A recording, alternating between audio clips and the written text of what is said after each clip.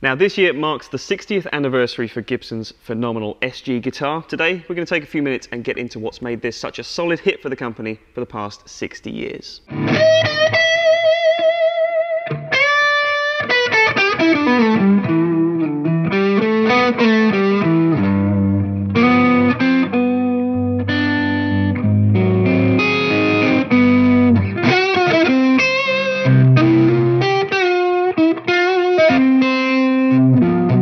Right, hey folks, Jack here from Peach Guitars. Hope you're doing very well indeed today. You may have seen very recently we put out a bunch of top 10 riffs videos, and most recently of all was the SG. We decided to focus in on what's made this guitar so historically significant to the world of music, and just in scratching the surface of that, it's proven that this has been a very, very deep topic indeed. There were tons and tons of great tracks that were recorded with SGs throughout the course of the past 60 years. This year, being 2021, Gibson have decided to mark the 60th anniversary of this guitar. So for the past few years, you may have seen they've introduced 60th anniversary guitars dating way back to the 58 Les Paul, I think they started it with, maybe the 59. This 60th anniversary is just kind of the ultimate celebration of everything that they've achieved with these models, and as they rightly point out in their marketing bump for the SG, this has truly been a solid hit for those 60 years. It's found favour with many, many players.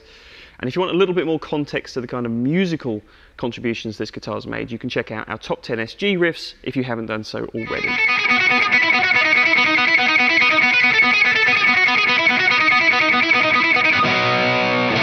So if you have already seen that riffs video, I want to treat today's video like a little bit of an expansion of that topic, because I didn't really get to delve into what I personally have come to appreciate about this great guitar. Just in playing a few of these anniversary guitars, and obviously a few of the more recent Murphy Lab Gibson Custom Collection SGs as well, we've played many, many SGs over the past couple of months, and they've really changed my impression of them. I'd always kind of appreciated what the SG is about, but I often thought of it as kind of the runner-up, if you like, or the alternative to the Les Paul.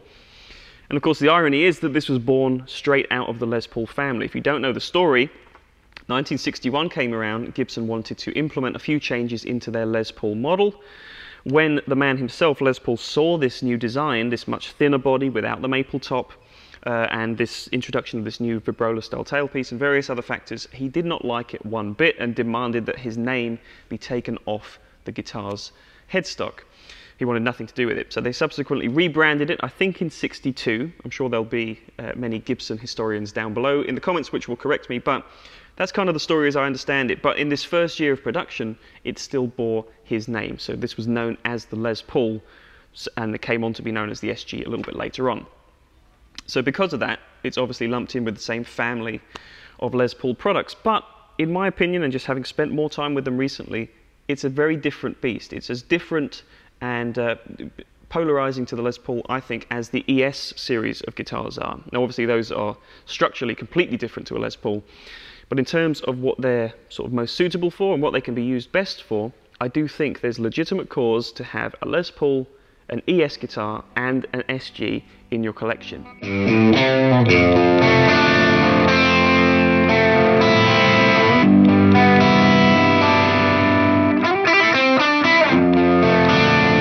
So if you haven't spent much time with SGs, you'll no doubt have at least heard some on various recordings, and it's often difficult to quantify what makes a guitar's personality unique and just hearing it in the context of a song or a recording. But when you actually spend time with them, you kind of get the understanding that the SG is a great, totally different departure to a Les Paul. Obviously it bears a lot of resemblance in terms of its tone. They all have the same PAF style pickups and whatnot.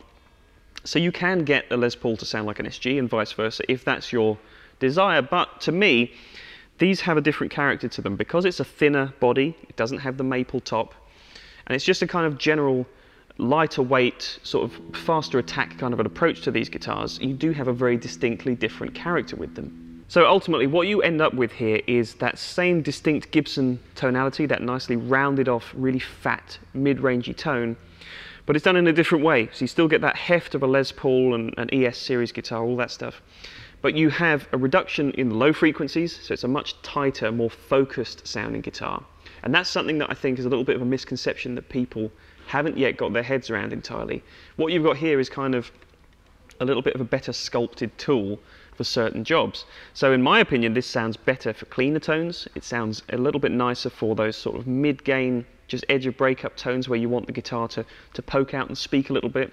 It's part of the reason why people love P90 pickups so much as well. And if you get an SG loaded with P90s, that's a whole nother beast altogether. But even with humbucking pickups, PAF style pickups, that difference in character of the guitar with having fewer low frequencies and a bit more of a focused, more biting, attacky tone really does inform your playing in a different way, and it just allows you to do so much more. If you're one of those players, for example, that's always shied away from a Les Paul neck pickup because you find it to be too muddy and indistinct, an SG never has that problem unless you've got gobs and gobs of gain. It's just got much more clarity to it, much more of a distinct focus, and for that reason it's one of my favourite things about this guitar, and it's really transformed my opinion on what SGs are capable of. So the rundown for this 2021 60th anniversary is we've got two different models from Gibson's custom shop. We've got this 61 SG Standard in cherry red finish with the vibrola style tailpiece. This, to me, is the workhorse. This is the one that's my personal favourite guitar because this sums up everything I love about SGs. If you're an Angus Young fan, or if you're a fan of any of those great SG players of the past, this is the guitar that will speak to you the most. It's dead simple, got this traditional SG wiring, 2 volumes, 2 tones, 3-way position switch, and 2 pickups. The other great thing about an SG, of course, is because of the difference in body design, you get fantastic access to the upper frets. And I don't think, I've only really sat down with these guitars, but they don't feel like they have that often unfairly attributed neck dive issue that most people think SGs have. That seems to have gone now. Like I say, on a strap it may be a different thing, but when you're sitting here playing them, I'd say arguably they feel even more balanced than a Les Paul does, especially with this slightly heavier bridge tailpiece on this guitar. This just feels perfectly suited, really comfortable, and you really feel like you can explore the neck a little bit more freely than you can with a Les Paul or an ES guitar when you've got that extra hindrance at the top of the neck.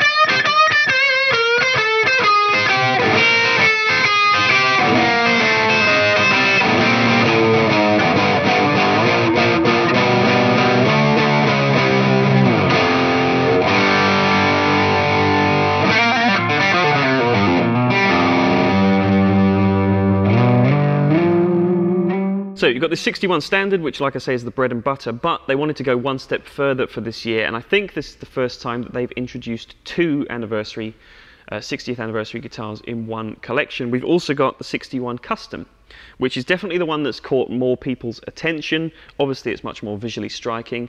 I do think this is the first time they've done a custom model in these anniversary ranges as well. Obviously there have been other custom reissues with Les Pauls and so on, but the 61 SG Custom is quite a striking instrument. So let me just grab that. We'll spend a couple of minutes talking about that too. Okay, so the Custom brings about a few different appointments over a standard. It's kind of standard form with Gibson guitars anyway. Their standard line and their custom line have significant changes.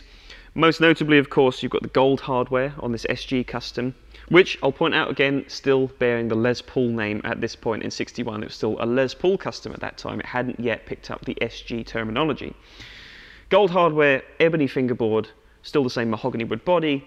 You've got these gorgeous block inlays on the custom model as well, and of course 3 pickups on this particular guitar. So for anyone confused about the wiring and how this works, basically think of it as completely the same as the standard guitar. You've got the 3-position rhythm and treble pickup switch, 2 volumes, 2 tones. The only difference is that in the in-between position, rather than being the 2 outer pickups, you get the combination of the bridge and the middle pickup. So you can't isolate the middle pickup.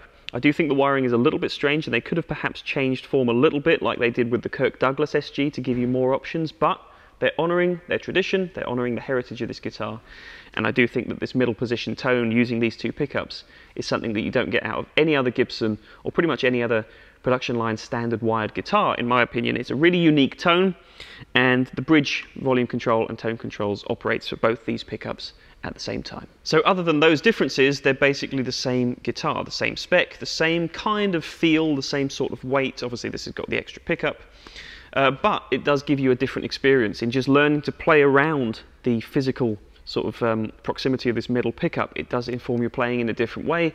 I find this guitar is a little bit more suited to sort of arpeggio styles. Obviously it's going to be different for every player, but the clean voicings on this guitar, especially in that middle position, I think are absolutely beautiful, and you get something totally unique out of this custom than you do the standard. If this is the rock and roller, the true sort of just full-on rock machine, I think this one has a little bit more articulation to it. It's a little bit more complex.